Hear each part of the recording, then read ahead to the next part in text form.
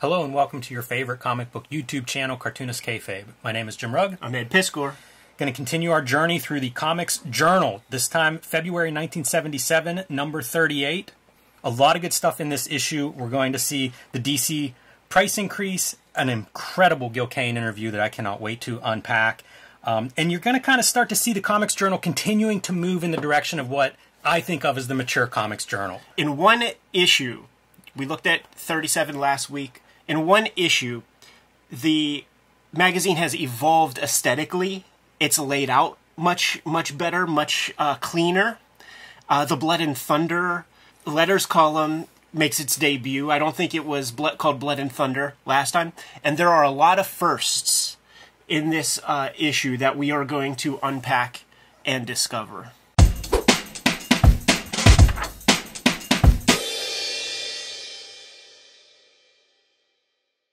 All right, Ed, let's dive into this Comics Journal issue. But first, I want to remind everybody, we do have a Cartoonist Kayfabe Patreon. And the King Kayfabers at the top level of the Cartoonist Kayfabe Patreon are watching us record this video in real time.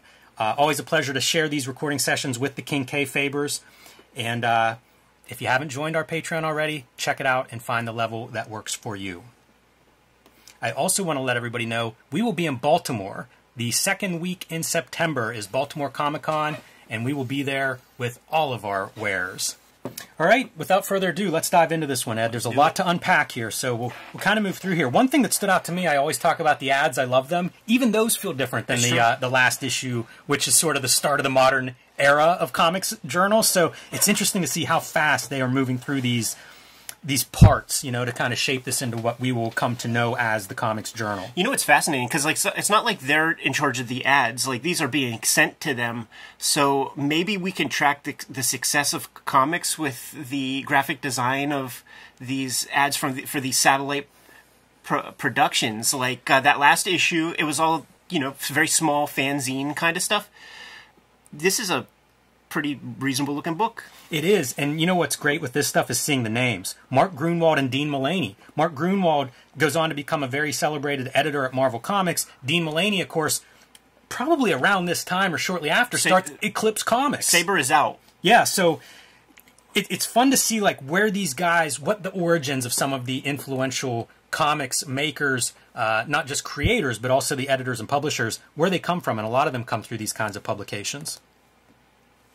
Also, Ed, if you know any of these books as we go through these ads, call them out, because that last one looked like something we might find on a shelf in a store like Ides. Yeah, I got good stuff for you, man. That might have slipped your radar. Okay, so Rocket's Blast Comic Collector. Last issue we were looking through this, and I was like, that has some significance. It came up on the channel. I don't remember what it was. And then as we were recording other videos, I remembered it was mentioned by Jaime Hernandez. And that is where his first published works appeared, before fan art in comics journals or any of those publications. So Rocket's Blast, very respected, like issue 139. Yes. It's been out a minute. I was going to say, too, we've gotten a number of fanzines from Kayfabe mail boxes over the years. I have a bunch of these RBCCs. You know, I think we usually divvy them up whenever like a stack of fanzines come in. You take half, I take half. They may be something that we unpack an issue here or there. It makes me curious, like, tracking down when is Jaime's first appearance. Possible we have that one, but I'd be curious to look at some of the fanzines as we continue this trip through comics history. Yeah, totally. Even this piece of art we're looking at right there, that's Kerry Gamble. You know, he'll have a nice comic book career moving forward. And just looking at those pages, I mean, it's just beautifully illustrated work, completely professional. Yeah, it looks terrific. But it speaks to the era of comics that we're at. And I just saw a Michael Golden conversation online somewhere, and he was talking about like the 77 era, because he's mentioned in here, he's in comics. Like in DC, you had to have like lighting, and you had to go the Neil Adams approach. But stick to the Neil Adams approach. There wasn't much room anywhere else for any other kinds of approach. But then Marvel was Kirby. Right. It makes so much sense that it works that way. And we're going to get into that as we go through the Gil Kane interview, where it's like whatever is successful, these companies, the non-creatives, are able to duplicate. Yeah. But they're not going to come up with that new idea. As long as it's in here, Jimmy, we should make note of the paid circulation because I think it was about 8,000 last issue. Yeah, I think you're right.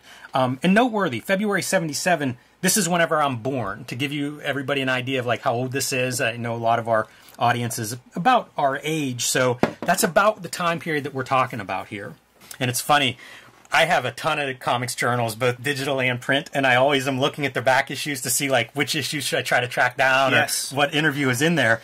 And at this stage, it's all nostalgia. It's mostly nostalgia journals for the back catalog. You see a couple of comics journals, but half the list is nostalgia journals. It's true. So. There's a super noteworthy piece here. This guy, Greg Tulubitz, first off, I Googled his name, and he's still in the game. Convention organizer, doing a bunch of stuff. But check these prices out for stuff that he wants in fine or near mint. Look at the X-Men's. GS1, he's willing to pay 25 cents for Giant Size X-Men #1. Amazing. Wow. That's so interesting, because we have stories of collectors. You know, that's one of those early books that I guess collectors of a certain age, maybe the second generation of dealers, that was a strong book. And it was, when do you come in on it, right? If you buy those things, as many as you can buy at a quarter, boy, you'd be sitting pretty today. Absolutely, man. Now, with the Newswatch, as I got into this, I realized the narrative that we're going to be telling as we go consecutively with Comics Journal is, you might remember the ads, and this might be a good place to like put up the famous like ad page where it's the DC explosion, because maybe it would not be called an implosion if they weren't promoting so heavily the DC explosion set of books and things that they were going to start to do. So that's the narrative we're going to tell. The implosion happens in '78. We're February '77 here, and they are moving and shaking, and DC used to run distribution for Marvel Comics, and there was a set fixed number of books that they were willing to deal with when it came to Marvel. That deal lapsed, and then Marvel started to like McDonald's their comics. Yes. And they took a giant, the lion's share of the market, and DC at this point is freaking struggling to try to figure things out, and we're going to lay out a bunch of different shit that they're trying to do. It's really interesting to see kind of what is happening here. 17 books from DC have been canceled in this 16-month period, but 15 have been added. They've also added pages to the standard issues, and they bumped up the price. So there's a lot of moving parts that are going on here, and it's documented in very minute detail. Yeah. Sometimes there's some attention to the creators that are being moved around or who's working on what books are editing, but just the overall like cancel 17 books, but also new books that we're trying to launch, trying to get some sales on. And you can kind of see a company that's just, I hate to say floundering, but seems to lack a coherent direction. It's that thing that Bourdain talks about in that Kitchen Confidential, when, you know, entrepreneurial new people are opening restaurants and they realize like they're not getting an audience, so they start to flounder. It changes from a French cuisine restaurant to hamburger joint, and then you're starting to do 2-for-1 deals, and just you're good money after bad kind of shit, and you're just losing. And there's a lot of politics. There's a lot of bullshit that goes on in the back end here. I think if you read that Marvel Untold Stories, there was a kind of gentleman's agreement between Marvel and DC to like increase page count and have, you know, dollar books or something, and Marvel reneged on that and just kept, you know, 35-cent books while DC did this thing, and it kind of jacked them up a bit. One thing I was surprised about reading this issue is how much attention is given to distribution and production. Because this whole story of 40-page comics, we've got James Warren weighing in on, like, it used to be you had to do 16-page signatures, but he's speculating that they are actually doing half of one signature in order to get the 8 pages to go 2 16-page signatures and then 8 more pages, and it's just weird minutia. I love it. Like I'm so into it because like they even have to like break down like it's called a signature. Like this is the earliest days of that level of inside baseball, and I don't doubt James Warren is talking about that from experience. Because like, you know, the Spirit magazines where Richard Corbin would color like a fresh story, that would just be 8 pages on the inside. So he knows the deal. And Fantagraphics will put that to use in the future when they give Clowes like a couple color pages and stuff. It's this alchemy that's done at the printer where like these guys have instructions to like cut this signature in half and take this section over there and put it, you know, with those other books so that you could get, you know, for two color section for the price of one, kind of. Makes me wonder who's reading a magazine like this at this point also, because it's such inside comics production speak. You know, like Mike Gold, who I think is like a production editor or something at DC at this time, says the format change saves the company money by altering the ratio of newsprint to the more expensive cover stock, thus keeping the average price per comic down. Like it's, I mean, they're counting pennies, you know, at this stage. And that comes up again with distribution because like these newsstands, as we said last issue, the newsstands would rather sell a $1 book than a 35-cent book. They make more money that way. And that's a concern for these publishers. Yeah. Yeah, but I'm totally on board, and calling it the Comics Journal, it gives the appearance of a trade magazine at the deepest level. Yeah, listen to this. This is, again, Mike Gold. The industry made a big mistake by not raising prices in the 50s. Right. They should have raised the price instead of dropping the page count from 48 pages to 32. That's wild, you know, like... I love this. This is a different era, you know, again, like I'm born. I'm 0 years old at this point. So they're referring to golden age, they're referring to like the 50s, and it's just all of this stuff that by the time I'm there, none of this is the conversation. Coming up here pretty soon will be the first mention of Phil Suling, and it's in relation, like, you know, they're talking about prices and the price increase and things. And Phil Suling is, they have no name for the direct market. I think they call him maybe a wholesaler or something. Mm-hmm. And they say that he works exclusively, you know, with 300 direct, like 300 comic shops or yes. I forget the language. Like it's if you see it, specialty shops. Specialty shops, is what yeah, they call yeah. them. So that, I mean, Phil Suling is Seagate Distribution. That is the first mention. Here it is. Comics wholesaler Phil Suling, who sells to 300 retail outlets across the country each month. So it's a first indicator of the direct market, and it's a very important piece of this conversation because when we get to Last Kingdom, Bud Plant factors in there. Phil Suling's the East Coast New York distributor. Bud Plant might not even consider himself a distributor at that point. He might consider himself just a wholesale dealer or something. But these guys are in play, and the direct market exists in its infant stages. It's so cool. This is fun, too, that James Warren, of course, Warren Publications, the black and white magazines like Eerie and Creepy, Vampirilla, things like that, one of the major publishers. So he's involved, too, whenever they're talking about the business and what's going on with the industry. And pissed off, he says, Janet Kahn has attempted unsuccessfully to steal 2 of our people from us. Yeah. Fascinating, dude. Fascinating. They talked with her in there somewhere, and she's mentioning how the old time, like when she got in the game with DC Comics, those guys wanted to do reprints a lot so that they could keep costs down. Like to them, like comics was comics, and they have this giant catalog of comics over the past, I guess, 4 decades at that point. And so why not just reprint a lot of that stuff? And she mentions that like there's a nuclear half-life to it, and so like if you keep reprinting that stuff, like you're going to get diminishing returns and more diminishing returns, and the value is in R&D. Like continue to create new stuff and see what the exciting things are. They also talk about the 50% profit margin for retailers became the new industry standard, giving a history of like price increases and Marvel and DC kind of like playing the games you talk about, Ed. And it's Marvel that instituted that because DC had it at like 40. Marvel took the hit and sold way more volume, so then DC had to, join the club.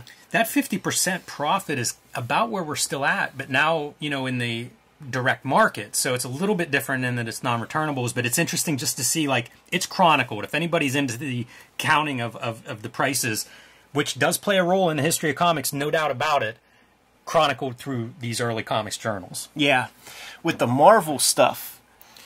We interrupt today's video to tell everyone we will be at Baltimore Comic-Con, September 8th, 9th, and 10th. We also want to remind everyone these videos are brought to you by the Cartoonist Kayfabe Patreon. There are 3 levels there that will get you access to our videos ahead of everybody else. And the King Kayfaber level, you'll get all the videos first, and you'll get to sit in on the recording sessions.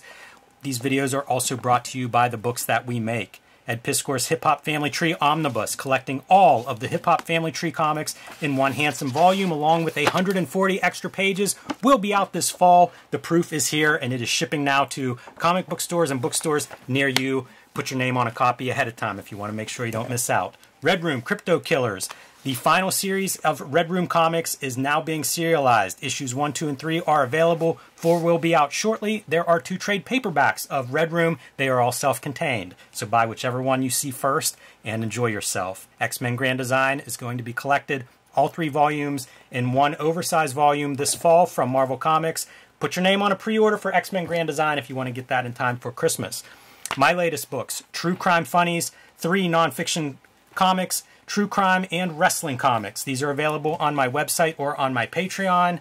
Street Angel Deadliest Girl Alive from Image Comics, collecting 8 complete stories of the Deadliest Girl Alive, the Plain Janes for the young reader, young adult reader in your life, and the Hulk Grand Design Treasury Edition is available now wherever books and comics are sold. And now back to today's video. With the Marvel stuff, it's the first mention of newcomer. You know, these sections are all about creative teams and who's pivoting to where and blah, blah, blah, blah, blah. I think it might be the very next page where it's a newcomer, Frank Miller, doing a Doc Samson story. So this is a 1977 publication. That Doc Samson story shows up in Hulk Annual 11 in 1982. Right. That tells the story of how inventory stories were handled, where they would have a drawer full of these kinds of stories. Some other interesting names. Right after Frank Miller, Tom DeFalco will write a 2-part Avengers illustrated by Jim Mooney. I don't know if DeFalco's a newcomer here, but I mean, goes on to be the editor-in-chief at Marvel pretty much whenever I'm start reading comics, you know, a decade, maybe a couple years more than that later. So kind of interesting to track these names. But how about this one for a name from the Cartoonist Kayfabe Outlaw past? Alice in Wonderland, penciled by Ken Landgraf. And that is not the case. Right. I looked that one up. That was when I was like, ooh, I don't have that Ken Landgraf. So nobody does. So is it Tony DeZuniga? Yeah. Has a studio.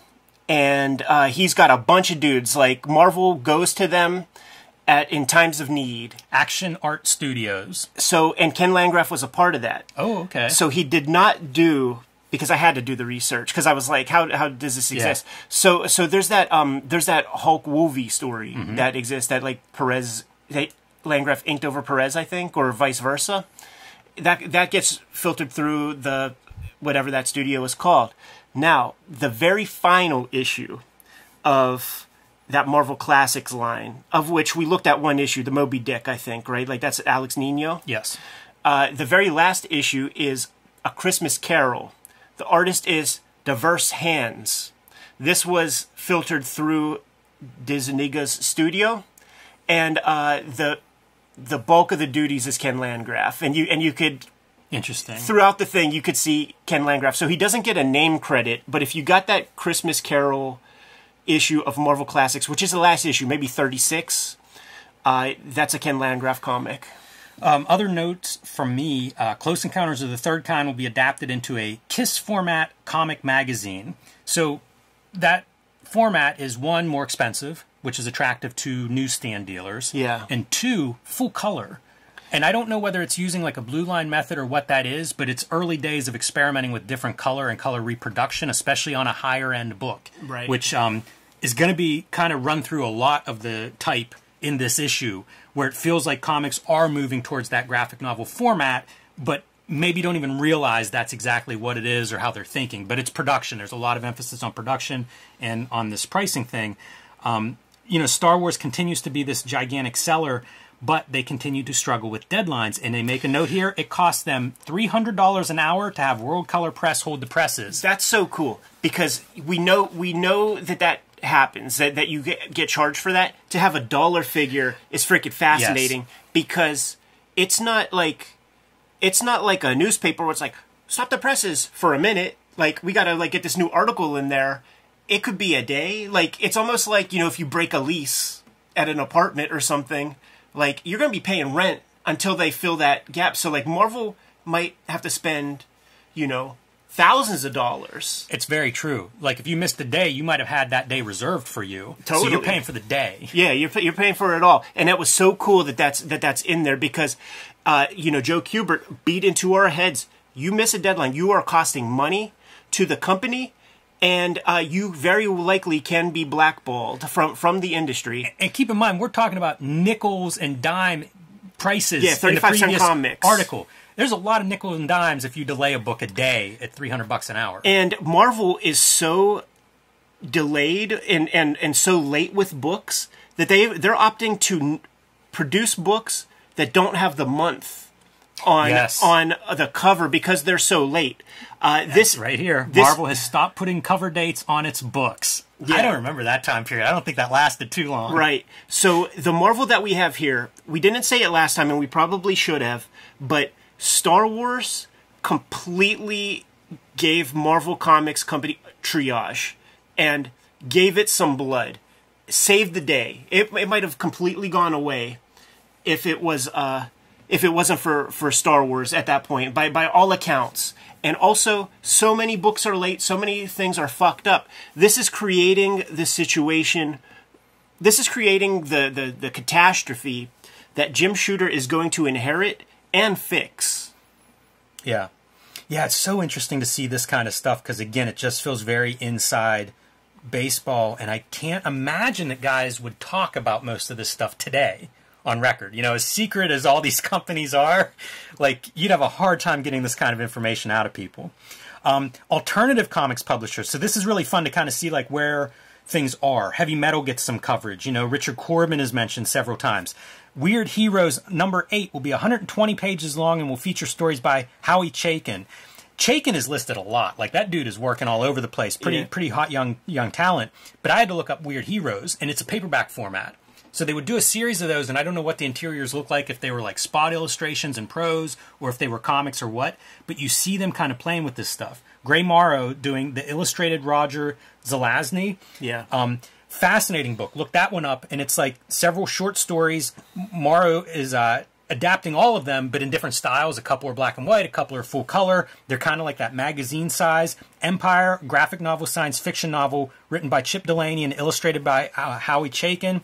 Will be previewed in Heavy Metal. I have that Empire. I'm pretty sure I have the Empire, and it's beautiful art, but it's that thing of still trying to figure out like prototype adult comics, where the format is typeset, right? But then like these great color painted illustrations, you know, in a series of them on a page. So it's just really interesting to see like where alternative comic publishers are in 1977. Totally, and somewhere in here, like Star Reach is still going on. Yes.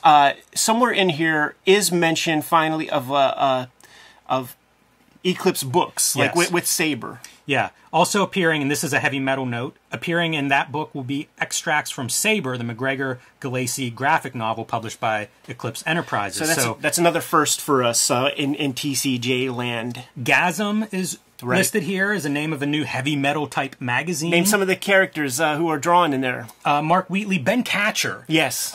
James O'Barr is also in Gasm. Yeah. Ben Catcher is noteworthy for anybody at home that's unfamiliar. I used to read him in an architecture magazine. He had the last page in Metropole magazine in full color, but it's sort of watercolor and washes and ink lines in a very like urban style. So it would be about cities, histories, culture of cities, and the people that occupy these cities. It's so weird to think of him as a Gasm or Heavy Metal type artist. Totally, and he's doing sci-fi type stuff. And then Byron Price is worth noting because he's in the early forefront of graphic novel publishing and stuff. He's connected to that Weird Heroes number 8. And, you know, we'll probably see his name as we continue going through these graphic novels. Fascinating time. And it's cool to see artists who I would call mainstream or big name artists that are trying these different formats. Because Gil Kane's going to talk about it later this issue. Yeah. But it was a conversation that some of these pros were having, clearly. Yeah. This is kind of fun just to see the Comic Art Fan Awards and kind of how they break down some of the categories. You know, fan favorite artists, so they separate kind of professionals from the fan artists to talk about how much fan press is happening. Undergrounds are represented. Just very interesting all around that this exists. hopefully we'll see results of that. You know, maybe that'll be reported on in a future issue. I always like to see like what was held up at the time, what was successful at the time. So here's your Blood and Thunder, a very famous column in Comics Journal, which are just the letters from the readers. Often prose will end up writing into Blood and Thunder to rebut content of previous Comics Journal's issues. Yeah. Nothing much stuck out for me on this run. Comics reviews, I don't have too much to say. Steel #1 and Firestorm #1. These are some of the new DC books. Yeah. And think about that era. You got stuff like Claw. You got that, like, Richard Dragon, you know, Kung Fu Fighter, Karate Kid. Like, all these comics that, like, when you're digging in old DC comics and you're like, this was a comic? Like, this is your explosion, implosion era stuff. And this is also, to me, where comics were, that Comics Journal's trying to write about good comics, and it's like they're stuck with Firestorm and Steel because of what is not out there. So they really hotshot the front end with Comics Talk, and there's so little happening in comics that they can talk about it all in a couple of pages, and then they're going to fill the rest of this magazine up with like movie reviews, cartoon reviews. This Women's Lib in DC Comics by Marilyn Jo Bethke, I can't say 100% sure, but that's a kayfabe name, and this article was written by a dude. Like, it is like what one would call these days an incel kind of rhetoric about how corny it is to do. They have a name for, like, the social justice type energy that's being put in the comic and how ham-fisted it is, but this is like Gary or Kim or somebody writing in a female name. Like, some dude wrote this, and they're trying to sell it better by having it as a chick name. It's interesting whenever they talk about art in these in these reviews, because you can tell, like, that's a conversation that's not it hasn't developed, right? You know, like the language around that.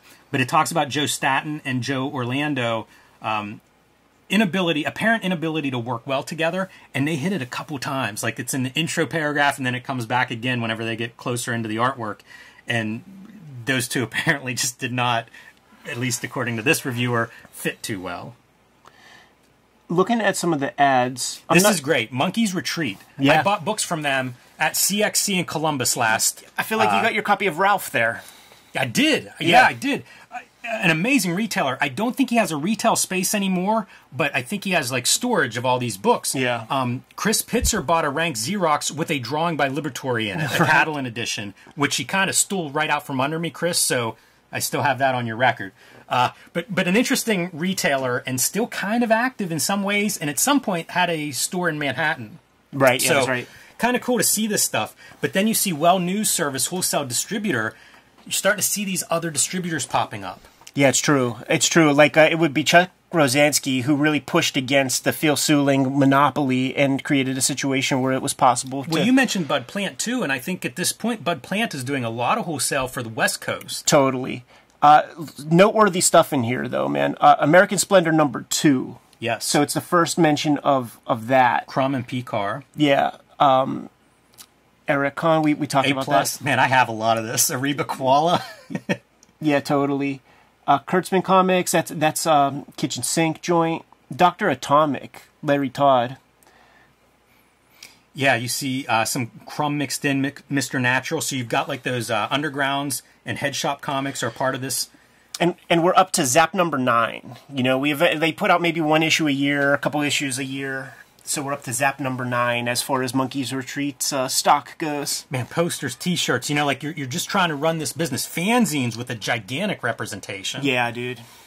Yeah, it's really cool going through these kinds of lists and just seeing, like, what fits those retail outlets. You know, what are the books that are relevant? A lot of Star Wars represented, a lot of film kind of stuff, cult stuff. Yeah. And still a lot of underground comics. You know, they really seem to go from the head shop to these retail outlets. I bet you a lot of head shops made that pivot. You know, where it was like, we're either, you know, pot dealers or what, I don't, you know, supporters. What, yeah. But as that started to get pinched, I think some of those went, you know what, I like the comics, I guess. Monkey's Retreat comics do smell like patchouli. That is true. A Grouse at Close Encounters, so we get another movie review on a big sci-fi movie here. Yeah, by Denny O'Neil. And like one of the other firsts for this issue is the word ennui is a word that I see in Comics Journal very often, and it's one that I looked up a lot, and Denny O'Neil makes sure to use the word ennui. Very critical of this movie. Yeah, but not comics. And we might, you know, with the exception of a couple of things, the bulk of the comics talk might be done with this comic. Hey, you know what's funny? This Outer Limits, I'm not sure if this is the one, but there's an Outer Limits review later in this issue, and right. I wonder if it's... Usually you want to run the ad next to the positive review, but how not cool, so much. How this cool was is great. this? Yeah, I like this a lot. I will confess I've never read an Asterix comic. I've looked through a couple. I know it's huge, but I haven't read it. And to me, this is one of those things that's a great feature in Comics Journal showing up here, because it's like, hey, let me educate you on a very popular comic in France. It applies to us right this minute. You don't know it. I don't know it. This dude's dropping the science. The creators are dead at this point, so it's not like there's more Asterix being done, or if there is, it's not the OG. It's really interesting, too. Like, the guy goes through great detail, the background of the story, the setting. It's very French, the setting background, in a lot of ways, which does make me wonder what reading it would be like. But talks about the creators. Like, this is the profile. If you wanted to cover a new work or introduce a new work to a new audience, this is a really well-done profile. Like, they come at it from a lot of different angles, both creative and story-wise, and where to start. Yeah, he gets into reading orders, the pros and cons of the various albums. The idea of the album is mentioned. You know, we're going to get into some European talk for sure. Yeah, how to read Asterix. Love that. Yeah, in this volume. But it is interesting that there is just no conversation about Japanese comics at all. Yeah, in this. It'd be very curious to continue to monitor that as it comes along, because there was some European coverage last issue, too. Yeah. So, good on the Comics Journal for bringing that in. And when do they start looking at incorporating some Japanese comics in here as well? Because they're floating around at some of these bookstores in the cities, right? We hear about certain creators who are finding it in this time period and going into the early 80s. So, I'm sure it'll find its way in here. But nice article. I feel like that's a piece that Groth, I assume, is looking at these issues as they come together and being like, yeah, we'll do more of this. You know, this is a quality comics conversation. The guy went above and beyond. Like in the introduction, they say that they did not expect such a tome to be delivered to the TCJ offices. Don Rosa contributing a piece of artwork here that I think looks really nice. And that's your writer died, I think, when this article was being put together. Right. And Don Rosa will be a very early Fantagraphics comic creator with Don Rosa's Comics and Stories. It looks so beautiful, you know, like all the lines are there in the same way that like the great animators know how to do with the weight and all that. Yeah, definitely. Yeah, great cartooning, and that's what some of the details they get into talking about the virtue of that strip and its evolution. Like when they give reading orders, they talk about style. Yeah, the way the style evolves. Because he's been doing it since like the 50s. Right. So it's been doing it for 20 years. Of course, there's going to be style changes. The guy went from pen to brush, yada yada.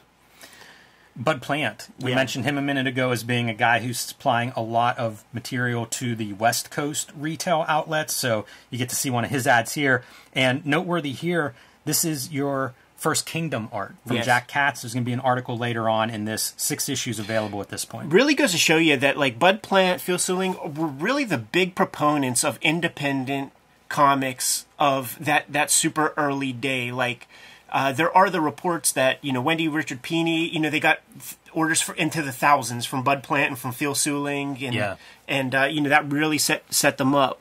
This is fun to see, like what is being popularly sold. So Bern Hogarth, somebody you could track down if you're looking at some history of comic strips and some high points in comics art. There'll be an article about Bern Hogarth later. Not as flattering, that article, but nevertheless, like you see, like who the players are.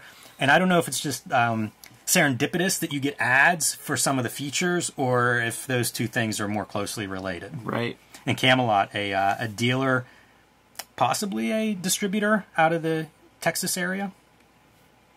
I feel like all of these retailers are sort of distributors. Sure. You know, I'm sure they're offering mail order if you want to come at it. Sure. All right, so here's our big centerpiece interview with Gil Kane. And what a doozy this thing is. Absolutely, man. He would be working on Starhawks around this point. That's like a lot of the art that we're seeing here. And it's noteworthy for me, he starts working at the age of 15 in 1941. I don't think I realized he was in the game that early on, but they list like the publishers that he worked with: MLJ, Street and Smith, Prize, Marvel Quality. Holyoke, Aviation Press, National DC, Hillman, Eastern, Color, Fawcett, King, Dell, Tower, Fox, Avon. All of them. Imagine the golden age of comics where you have this many viable professional publishers working. He had done His Name is Savage at this point. I think pretty recently that was published. Well, early 70s, because Black Mark comes second. Yeah, and that's 1971 Black Mark. We looked at His Name is Savage. I don't think we've looked at Black Mark yet, but I would point everybody at the His Name is Savage video. I think that's a really cool comic, and if you haven't seen it, pretty interesting to kind of see a guy who's pushing against the boundaries of comics at this point. And totally. they will cover that as we head through here. He is he's a sad read for me a lot because he is a very erudite, smart fella. I don't think he ever went to any college. He's an autodidact. And there's pros and cons to that. You learn a whole lot about the things you want to learn about, but maybe it's good to have some more structure in your education. And so he's a smart fella, but he has such limitations, and he's smart enough to know that he's limited, and he can't push through the glass ceiling for himself. You know, he's got his hat that he draws. He's got his suit that he draws. Yeah, he's very self-critical throughout this, well, at times in this interview. And one of them is that he thinks he just draws too fast, which is a component of doing this since you're 15 in an industry where you got to draw fast or you starve. That's what Chaykin said. Like, Chaykin said that he did everything, Chaykin did everything he could to show Gil Kane how to use reference and not make it look static and stuff. But, like, Gil Kane just could not resist, like, doing what he did, you know? I wanted to point this out. They talk about the very out of the gate. How did Savage fail? And Kane says the magazine failed because only 10% of all the magazines that were printed reached the distributor. So there's a lot of corruption in distribution. We're going to hear about how DC has the best distribution method. You know, like that was connected to DC from the very beginning. Because they ran it. Yes, exactly. But distribution sunk a lot of people. Like when we talked to Jim Steranko about how Supergraphics made it while Wally Wood and Gil Kane did not, that was one of the things. Yeah, like totally. You just couldn't navigate that distribution, and you can't overcome that. He said if we had sold 100% of the books that made it to the distributor, we still would have gone out of business. Like totally. You lost before the book even hit the stands. And there's a piece that doesn't get addressed when Gary asks him explicitly, well, what happened to those other books? Gil Kane was about to like say something, and then he just went off in a different track. So that's an unfortunate thing. I would like to have known where those things have gone. And Gary Groth doing this interview, he is like the executor to Gil Kane's estate now, or you know, whatever you call that, like power of attorney, whatever that is. Yeah, he talks about that openly in our shoot interview with Gary Groth. So no secrets there. Yeah, no. Go check it out if you're interested. So all the the Savage stuff that Fanta did, like the fresh Gil Kane stuff that you see, you know, like Gary is able to make that happen, and it's based on a friendship. So like that's an interesting piece of this interview is like where are they at in their correspondence? Because I detect such a respect for one another, and I think Gary knows Kane enough to know how to get him talking. Yeah, I mean, this is a great interview.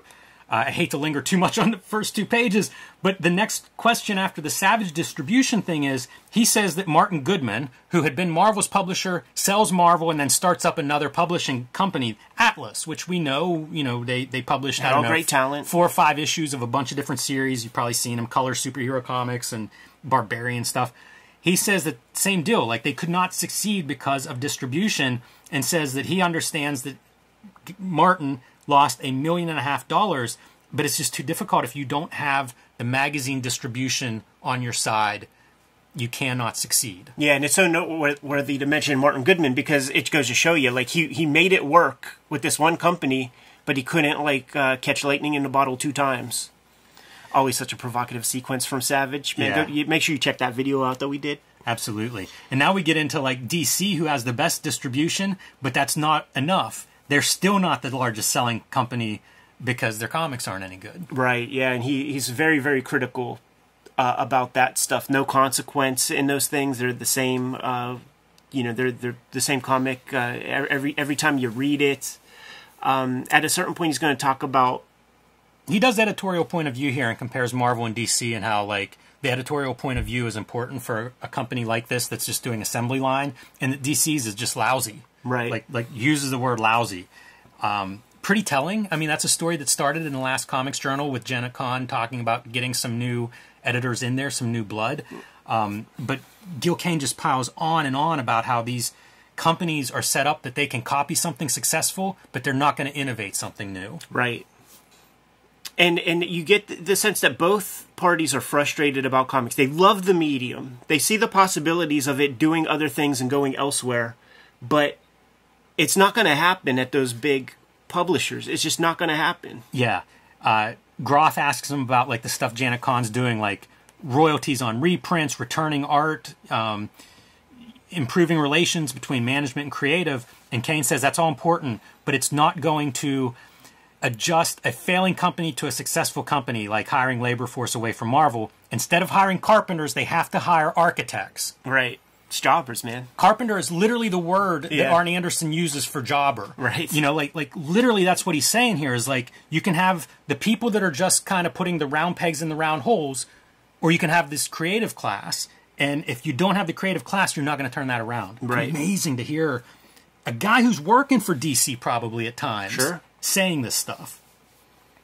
Talks about popular taste. I enjoyed these ideas. Kind of goes through and talks about how like comics are basically for kids and they shouldn't be limited to that. You know, if you compare it to something like film or literature or any of this stuff, you know, they're magazines for adults, perverts, kids, anything.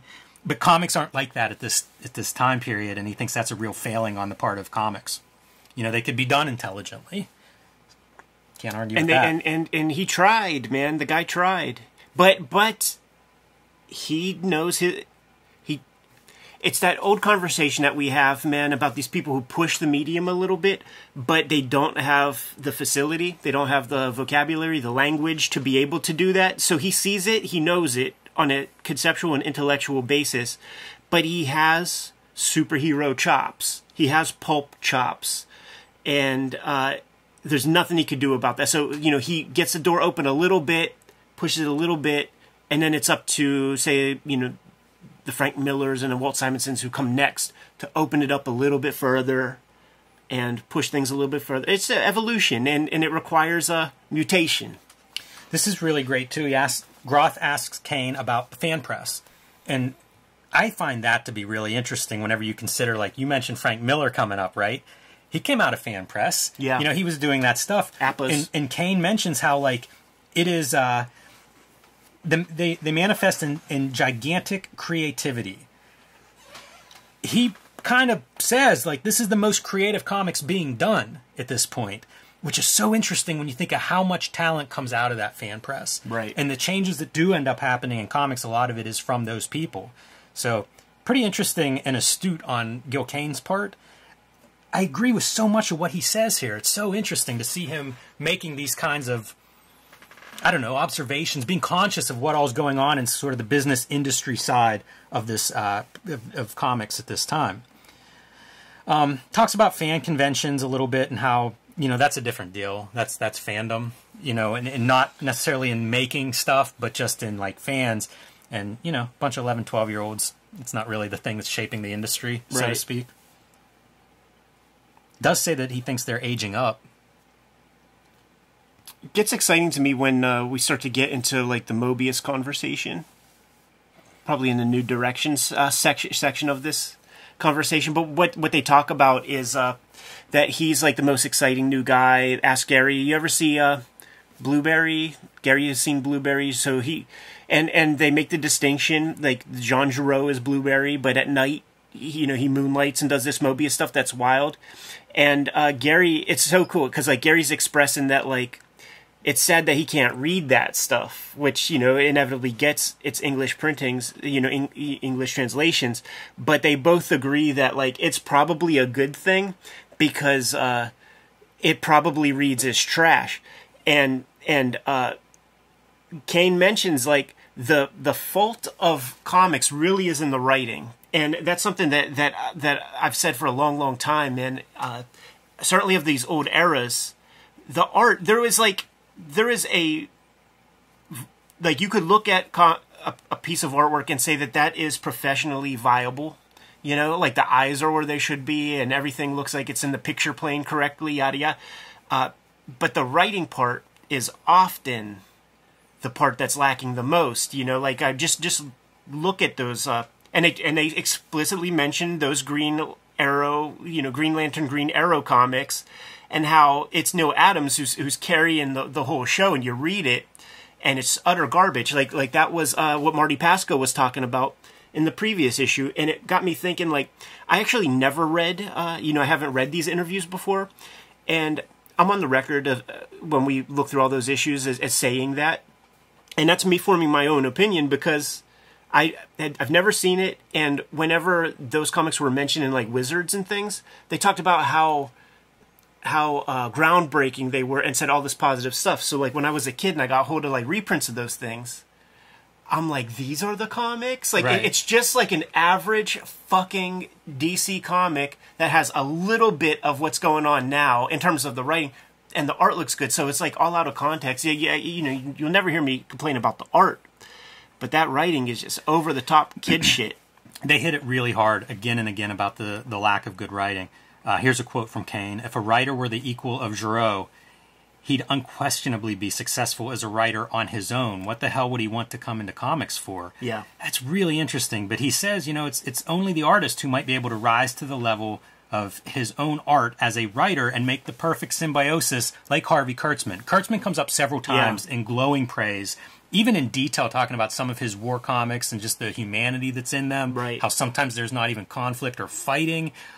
It's really interesting that he does have examples of, like, this is a good version. This is something that pushed the envelope in a positive way. Yeah, and he holds EC in very high regard. So Kurtzman comes up specifically a lot, but then he talks about how, you know, those guys at EC, like, they did the best work of their career at EC. Yeah. And because of the circumstance and the environment that was created. He uses jazz as an analogy and how important it is to have, like, language form around an art form in order for that art form to kind of develop. It allows people to discuss it, and that's important for moving it forward, and says at this point there just isn't critical dialogue around comics, and that would be valuable. A lot of stuff laid out in this interview that really points towards the future of the Comics Journal. Yeah. Talking about Starhawks, which is a strip that he's doing at this time with Ron Goulet. Yeah. I'm not sure how to pronounce his name, but I know he's written some histories that I have of comics. So absolutely. Definitely a comics guy there. And talks about the evolution of Starhawks, and that stuff's pretty fun, but it's still a tight deadline. It's still something he struggles with deadline-wise, that this stuff has to be turned around, and he's building a whole world. So it is really kind of a fast, you know, not a lot of time to develop this stuff. Everybody who talks about Gil Kane talks about him being in tremendous debt. He trying to live the high life. I think he lived in that Connecticut town where, like, the Stan Drakes and Ernie Bushmillers and all those guys lived. And these are millionaires, you know, people who have licensed comics, that licensed properties that have cartoons and plushies and all that stuff. And Gil Kane is just a comic book guy, basically. Like, the strip has, you know, the newspaper strip has all the gravitas, but he's just a comic book guy trying to, like, keep up with the Joneses, and he's also hiring people to help. So, like, that's money. And, you know, Chaykin talks about him just being tremendously behind the 8 ball. Probably doesn't doubt that Gil Kane died in tremendous debt. I think the reason why I talked about this with Gary at CXC. I asked him, why'd you guys go to LA? And he's like, well, my friend Gil Kane went out there, got animation work, and like, he went out to, like, kind of help just him out in some form or fashion. But yeah, just always behind the 8 ball, always trying to make another dollar. Maybe a failed marriage or two that siphoned some of that loot out of his pocket. Man, he's so critical of the way comics work. This is a great quote. What happened with DC is that they ran out of successful things to duplicate. They didn't have anything to imitate. That's hilarious. Yeah, he's man, at this point it feels like he may be working outside of comics and just letting it rip. And wonder if he regrets some of that stuff whenever he gets back to it. Because the Starhawks doesn't last, the Black Mark doesn't hit. KANE Savage we already talked about. So, you know, at some point, like whenever I'm reading comics, he's doing Marvel DC stuff again. Totally. Has reference for Brolin Hogarth, and that tracks with what Chaykin talks about, starting to do that flayed figure and splayed anatomy, and then that like Play-Doh kind of musculature and stuff. Barry Smith at this point, and Bernie Wrightson both come up, and it's kind of the idea that like they'll spend more time on one image than like you might put out and draw an entire comic. They might spend a week on an image, right? And you know that might be the time it takes to draw a comic at this point. Yes, and another part of that conversation really is how these guys, like, comics can't afford them, and they're doing outside stuff. And Barry Smith and Wrightson, they're coming into comics for like a year, 2, 3, but then they're going off doing like other things. Yeah, it recognizes that that is pushing reproduction as well, which is something that a lot of people that are looking for higher quality comics are looking towards as a solution to those higher quality comics. Right. Interesting where everybody's head is as far as that goes. Talk about Kirby comes up a little bit. It's just interesting to get a survey from somebody who doesn't seem to be afraid to talk. And that's what you're getting out of this interview. It's pretty good for, a lot of familiar names. So if you think like we're going to look at 70s comics history and maybe be lost, not in this interview. No. A lot of the big names are covered here. This is where he talks about EC Comics and how those guys, they kind of weren't known, at least not the way they would become known before EC. And EC was just the perfect environment to like take these guys' talents and exploit them. Yeah. And I don't mean that in the cheap way, but in the sense that like some of EC's success was based on, hey, everybody, look at these great artists we have. We're better than everybody else. And that was one of the things that EC really built their reputation on, and it pushed those guys. That meant that they were kind of aware of that, and they were trying to do better than each other, which is, we've talked about competitive environment. Iron sharpens iron, baby. Exactly. Compares Marvel and DC's administrative sides and how Marvel's kind of a mess, which we mentioned earlier with late books and the trains not running on time, and DC's much better at it, but what's it get them?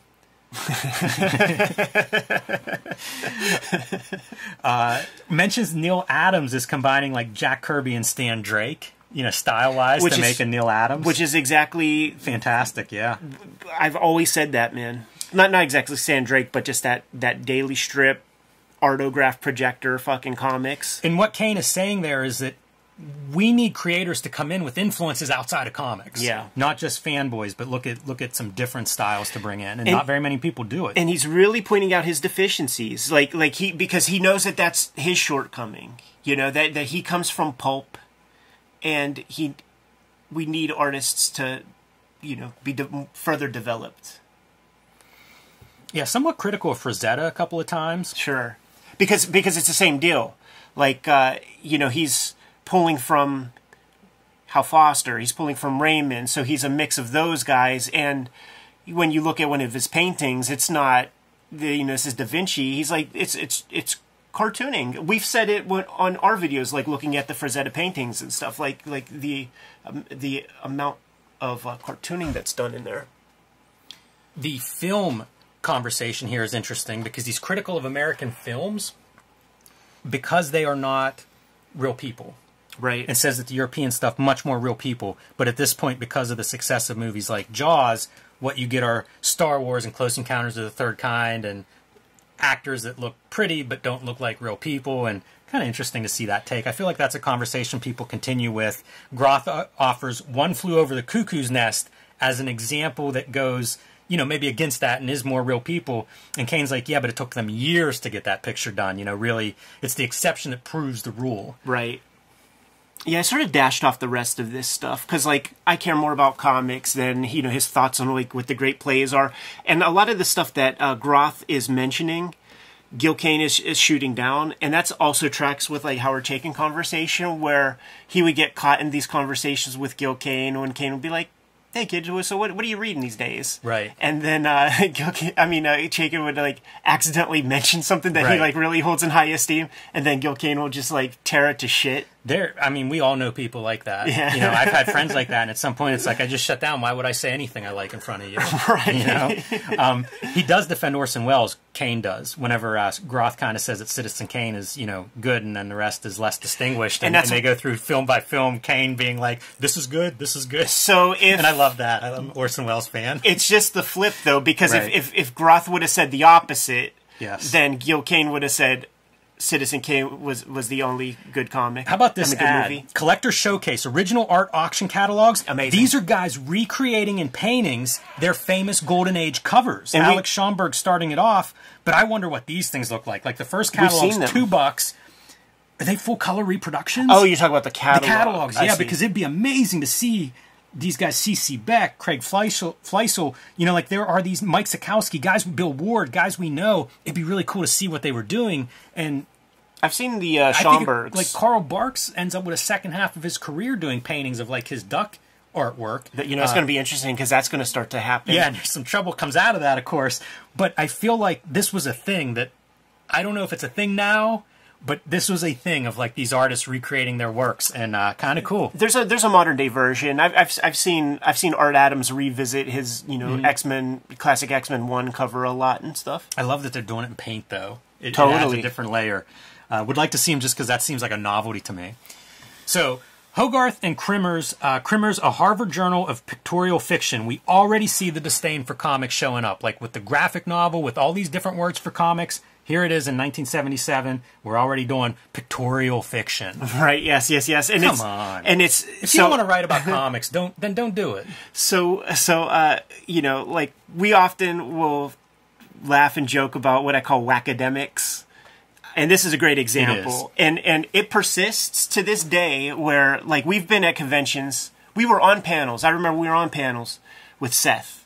And Seth was being very, very self-effacing in that very Seth way, talking about Wimbledon Green and those like sketchbook comics. Oh, I just dashed that out. It was in my sketchbook. I wasn't thinking anything of it.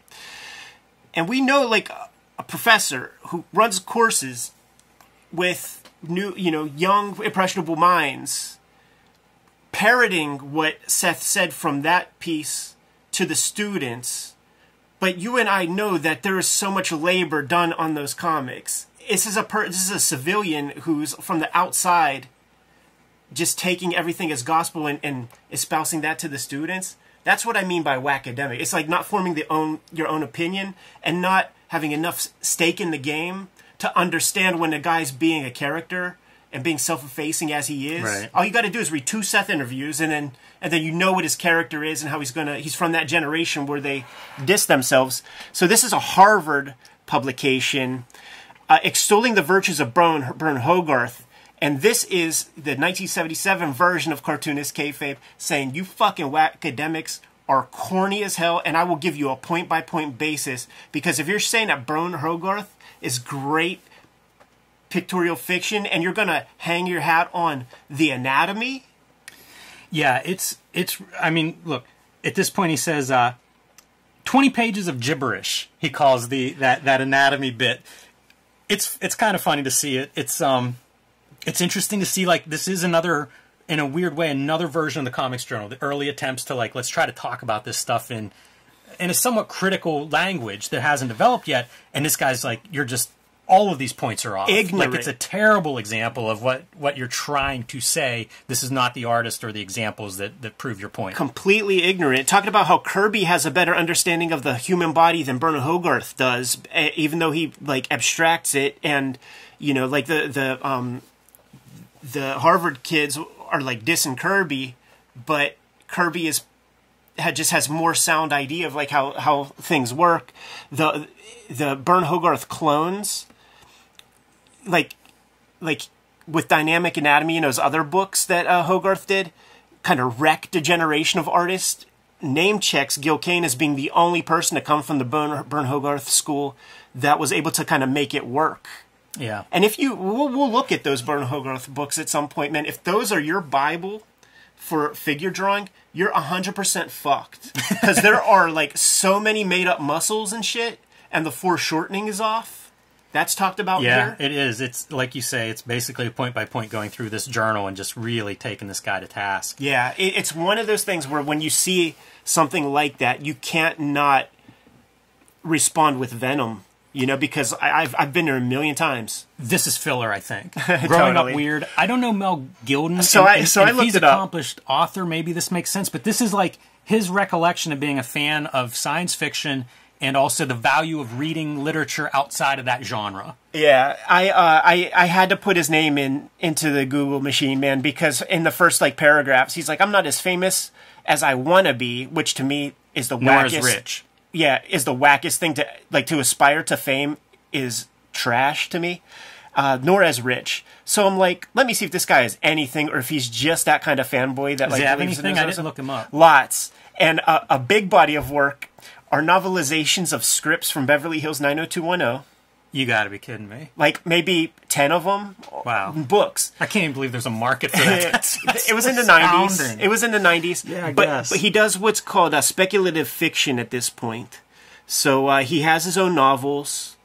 The latest one coming out in about 2018, I believe. So he has a career. Interesting. But I would bet you if he revisited this article, he would be embarrassed. It's an embarrassing article. Yeah. Like I think Gary Groth, if he were being honest, would probably be like, yeah, not the best piece in this issue. I think he's a kid getting his first couple years, you know, his first 10,000 hours experience, whatever. It's so funny because in some ways, like I'm interested in that, like the journeyman writer, like a guy who makes a career writing without necessarily having that hit. Yeah. But at this stage, like it sounds like somebody you bump into at a comic convention Right. who has these big dreams Right. and plans, but he's a little bit more BS than resume at that point. He's written for television and stuff, like Masters of the Universe, like 80s cartoons and things. Just real quick, man, there's this one story, like at the Kubert School, there's this dude who I would always give him a chance again. He would always annoy the fuck out of me, but like the next time I would see him, I would always give him a chance and the benefit of the doubt and try to treat him cool and shit. But he would always say something to the levels of douchey that I've never seen in my entire life. And the most famous one, because a lot of people were there in that room, and there might be comments. Don't mention his name. Don't be nice about it. But the dude basically said something about the conversation that the kids were having, or something like, "Oh, there's never been that great of a Spider-Man story," and he's like, "Oh no, that's not true. There totally was." And they're like, "Yeah, well, what is it?" He's like, "Well, I wrote it," he said, man. He was being so serious. The kid did not last the year. Oh, man. The kid did not last the year. All right, so The Kingdom and the Power of Jack Katz. Yes. This is Jack Katz's first Kingdom being reviewed. There's about 6 issues out. This was being published by Comics and Comics, which was a store that Bud Plant, Bob Bierbaum, there's a third guy around that was part of that. And I can't remember who the third guy is. Bill Sherman, by the way, writes intros to latter issues of this series. But this is an amazing early, it's not self-published, but it's close to self-published attempt at a graphic novel and an epic one. From the beginning, Jack Katz basically lays out plans to do 24 of these semi-annual issues that are magazine size, 32 pages, dense, black and white. You see a little sample of the art here. It's one of those fascinating things that you would see maybe in the early days of the direct market. I would see them now and then and be kind of like, what is that? Eventually I had to track them down because they're such fascinating objects. But it's an amazing, amazing book in so many ways.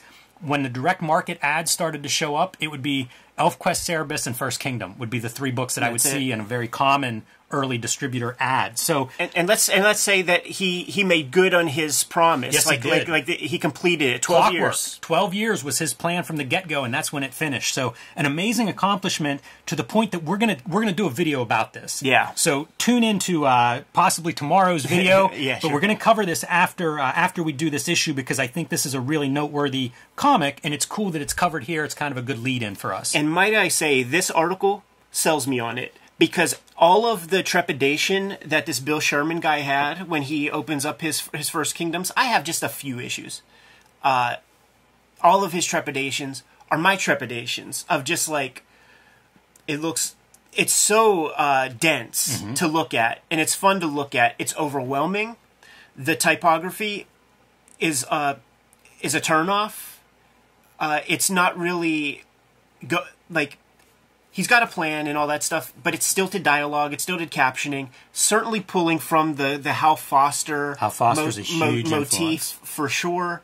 But this guy says, like, I have all these reservations, but stick with it because it's really like you're gonna get sucked in. So I'm gonna load this up on the iPad and fucking give it a good shot.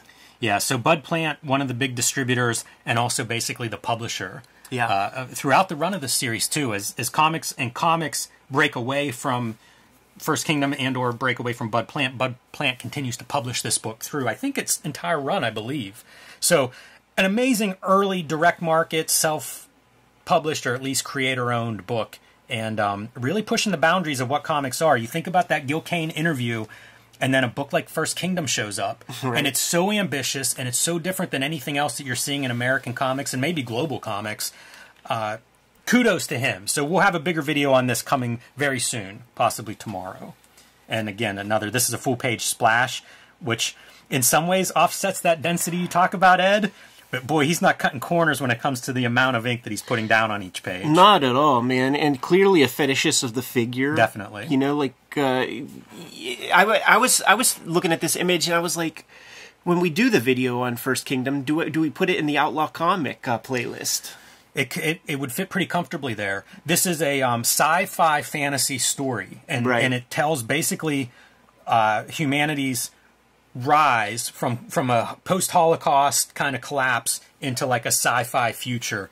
The word epic, it's probably misused a lot, not when it comes to First Kingdom, so we'll get a little bit further down that rabbit hole. They mention graphic novel, and there are collections that are going to be coming. The first 6-issue collection is coming, and that's 6 times 32. That's the page count. Yep.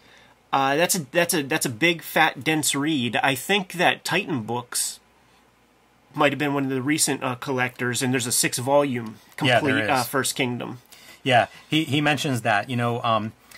The book publication of the first 6 volumes scheduled for spring 1978. That's amazing, again, when you think about what this is. It's the very front edge of that idea of making graphic novels, making much more mature work for a more mature audience, and even a book collection. That's not your dime or 20 cents that the kids skipping lunch and buying at the newsstand. That's going to be a price point that requires an adult to pull out their wallet. Yeah, it's Pocket Books, which is a real, that's a real publisher, man. Marvel has Spider-Man and the Hulk have now been on television, and Kim Thompson's going to fill us in on it. Yes. Pretty critical of the Spider-Man show or movie. I guess it's a 2 hours or 90-minute feature. Not as successful as the Hulk piece, comparing these two. But I think the bigger story is just Marvel now making headway into multimedia, into Hollywood, into a broader audience. And, I think that shows, like, when I did my Hulk Grand Design, I tracked all the sales for the history of the Hulk, first 30 years. Yeah. You see it spike around here, the late 70s. Once the TV show comes, they sell more Hulks. We reviewed the Stan Lee documentary, and then we had a little piece of our conversation talking about Stan Lee going to Hollywood. What we failed to say in that conversation was how fucked up the deals were that Stan Lee made with these characters, and Jim Shooter goes into it. It's like $50 deals and things like that got these licenses tied up for a very, very long time. I don't know the history of that Spider-Man license, but I mean, it's still a weird thing with Sony owning rights to that or whatever, and I wonder if that goes all the way back to this deal. Totally. And they're expecting that Superman movie to be dope. And I think Time Warner already has DC, or just Warner at this point, has DC. So there's that corporate synergy. And Marvel does not have that. But at the end, there's talks of maybe Marvel buying a animation studio. That's a ways off. They do that.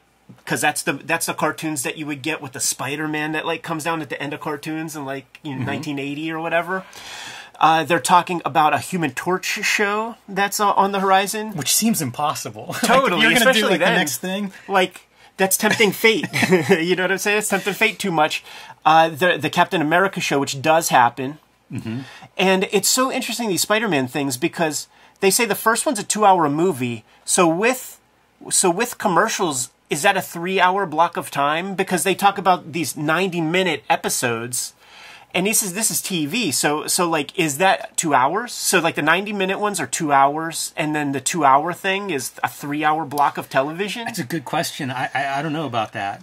And it's weird. I guess I didn't realize that those things were so old, because just growing up in the 80s, they would dust those programs off. Now Hulk was in syndication. Like you could watch it almost any time.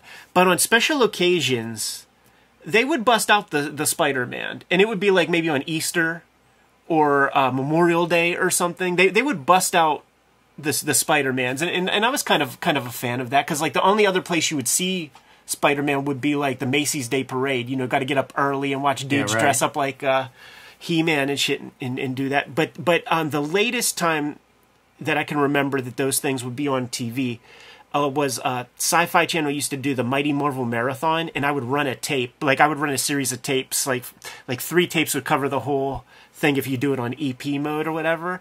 And it would be there's a Doctor Strange movie. It would be the Spider-Mans. It would be the Hulks. And then that Captain America show. Like, did you ever see that thing? I never saw Captain America. I've never seen the Spider-Man, and I'm kind of curious about it, even though Thompson just lambastes it in every way possible. Sure. But the Hulk stuff was kind of interesting, because you have, like, it starts as a Hulk movie. Right. You get the Hulk series, and then when I was a kid, it was Hulk movies again. Like, with there was one with Daredevil, one with Thor, and I would record those. Yeah, and totally. That was probably late 80s. Like 90? Maybe I remember, 1990. Yeah, I remember being in Baltimore recording those. But he does praise Bill Bixby as really a good cast choice. You know, he's able to kind of, like, emote and get the empathy of the audience, so that works for him.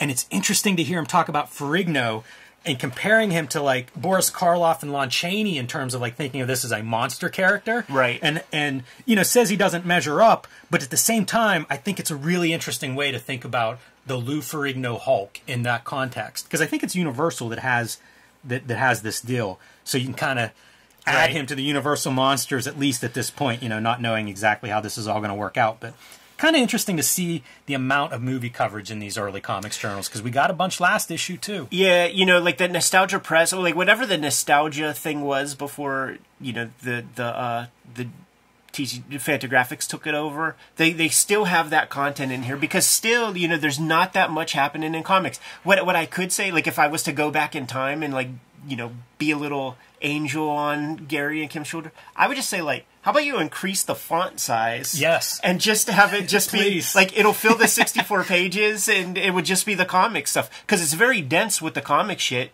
And like, if that's all that it was, I would be totally satisfied with that. But we do have this filler. One piece of non-filler for me, Bizarre Thrills #1 out of Tallahassee, Florida. You see Bill Black's name under the illustrated these great good girl artists is #1. You see Staten and Black there in the signature. Totally. This is Americomics. This is the beginning of Americomics and Bill Black. And I think is it the beginning? You know what? That's a good point, because he was doing Paragon Press, and I think that preceded this. But you see, like, All Girl Outlaws. It's amazing to me, Americomics. I'm looking forward to the documentary, the Bill Black documentary that you mentioned, Ed. Not to be confused with Bill Blackbeard, another comics saint. Right. But a guy who published comics for, I don't know, 40 years? I mean, going back into at least the early 70s. This is late 70s, so it started before this. Still publishing? I don't know if he's still alive, to be honest, but AC Comics is still active. Exactly. So the legacy lives on, and like any of these companies that have been around for decades, they impress me because they figured out something. And this might be a mailing list. Yeah. You know, comes out of sort of a fandom and underground. But whatever it is, man, however you get there, it's impressive to me. Decades as a comics publisher. Noteworthy names, though, man. Mark Hemphill. Steve Vance is an important person at Bongo Comics. When the time comes. Tom Lyle.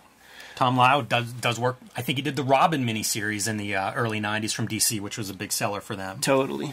Yeah, it's fascinating. And further on, like Eric Larson does work for them down the road. Sure. So there's a generation as you get into the 80s of guys that would go on to have mainstream success that at least did some work there at AC Comics. I don't know if that's where they got their break or not. This is kind of fascinating that Gary Groth is writing this. This is a review of an animated movie, Allegro non troppo, by Bruno Bozzetto.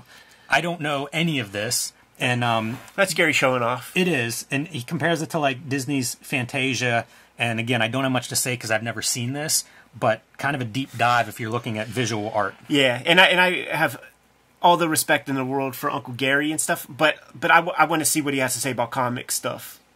Yeah. Yeah, it's kind of a strange placement for a review, but it's kind of where we're at. You know, I think a lot of the stuff that we know now, in terms of like where animation goes, at this point, who knows? Maybe it might have veered a different direction and become, you know, a totally different art form. He's a giant film buff, and the language of the journal is modeled off of like the great critics that you hear Tarantino talk about, like Pauline Kael and stuff like that. So he's a super rounded dude. He has a lot of interests. I think that speaks to his frustration on comics because he knows the evolution of film and how quickly it got to a good place. And probably at 77, like we might be getting into real fun territory with, like, you know, you got Scorsese, Cassavetes, like all these cool people in the game. There's probably new movies that are worth watching all the time. So, review of The Hobbit, made for TV animation. Yeah, mostly positive. Bakshi stuff, man. Mike Ploog gets his mention, and a lot of it is just like, guys, can you believe like The Hobbit, like this super esoteric, you know, 1,000,000-page fucking book, is getting to show up on TV when there's 4 channels. Yeah, 3 channels probably. $3 million budget. It's a pretty big project. Yeah, and Bakshi, like, man, there's a great little documentary on him that you can find online, and just talks about like put out all the stops to try to get that to work, man. You know, hiring actual actors and stuff to rotoscope. This is the Outer Limits zine review. I don't know if this is actually that ad that I pointed out in the beginning of this issue or not. This article pisses me off because the first two columns of text are qualifying like the problem with this kind of thing. There are other disadvantages. He's basically laying out how zines do stuff wrong for, I don't know, man, 750 words of this article. And it's like, tell me about the thing you're reviewing. I don't need this kind of qualification for it. The thing he's reviewing, this Outer Limits zine, he gives glowing review to. But I just don't need the 750-word lead-in of like how most fanzines are bad. So I'm going to tell you something, Jimmy. The stuff that isn't about comics, read it if you want to, but it's nothing that we have to hang on too much. I will point this out. This is a Judy Hunt illustration. Gorgeous. Judith Hunt, I believe, was married to Chuck Dixon at one point and did a book called Evangeline. Oh, yeah. For Eclipse or First, maybe? Maybe both, the way the comics are. It was Kamiko, and then First Comics. I picked up a couple of those, and I was really impressed with her art. Amazing. And I'm like, what else has she done? Well, she did an illustration here, and it is very, very nice. Yeah, she got out of the game. Yeah. Yeah, I don't know that she was in it too much. I don't know too many other comics that she did, but I really like this. I think. Oh, yeah. Yeah, it's beautiful. Do-a-shade feathering. I thought the whole thing, great figure work. She's coming from the Frazetta school. Very sharp. Johnny Comet type. So I always enjoy that stuff where you see like some artists that you like but don't know much about, and then like, oh, check it out. We're gonna get a lot of that spot illustration here. We're gonna get a lot of that throughout looking at the journal. Brief Doonesbury review of the. I guess this showed after The Hobbit, a little adaptation, an animated adaptation to Doonesbury. Kind of neat to see that. I had no idea that existed. Me neither, man. And he makes it sound pretty good. Me neither. The classified ad stuff is funny because it's just like slim pickings, man. Like people looking for photo stills of Star Wars, like behind the scenes stuff. One piece worth noting is this very last zine, I believe. I'm so sorry. I'm looking for the Clifford Meth one. And Clifford Meth, I think it might be the last thing. I actually would like this last one. I don't know if that's Clifford Meth, but Mast had a journal for teaching history with old newspapers. I kind of love the old newspaper stuff if somebody else is willing to assemble it for me. Right. Oh, there it is, the first one. Okay. A zine that says something. Critical articles by the best in fandom, the fan guide, 75 cents from Clifford Meth. So he's been, like, I've been connected with that dude since like the MySpace days, and, and I never knew much about him. But when Gene Colan was like Worse for Wear, like he set up the fundraiser campaigns and the books that came from that. I remember that. And the proceeds. That's Clifford Meth. I think he did some stuff to benefit Dave Cockrum around that time too. So yeah, a guy who obviously has been around comics for a while. I don't know much else about him, but I would see his name in the early 2000s online for those benefit books that you mentioned. Yeah. And then they have their serialization of a couple of strips. Page 63. Page 64. Same strip, you guys that are not paying attention at home. So a little misprint there. Were they running Spider-Man? Yeah. Something didn't show up on time, despite them trying to track it down. Yeah, they say at the very beginning, like, despite them cashing our checks, we didn't get the Spider-Man strips by the due date. So we always say this is the guy. This is the guy who won comics. Yeah, you know what's interesting though, because like it is bags and boards, but the accepted OG was Bill Bell, Bob Bell. Yeah, I don't know. Was Bob Bell, but this is Bill Cole, so this is a different fella. And I wonder which guy's the dude responsible for those real thick plastics that like turn kind of orange that you would see at the flea markets. It's a good question. The 3 mil is pretty thin, but the plastic, you know, I don't know what materials these are being made from. If it's really plastic versus mylar or whatever, you know, they were working out different methods of making these things and trying to make them archival. And it's probably a couple of speed bumps in the development of the comic book bag, and probably we've said more than we already should regarding this topic, but. Man, those are the guys who made some bank out of comics. That's it, man. You saw the prices. So, there's your back cover, kind of highlighting what is inside, but in color.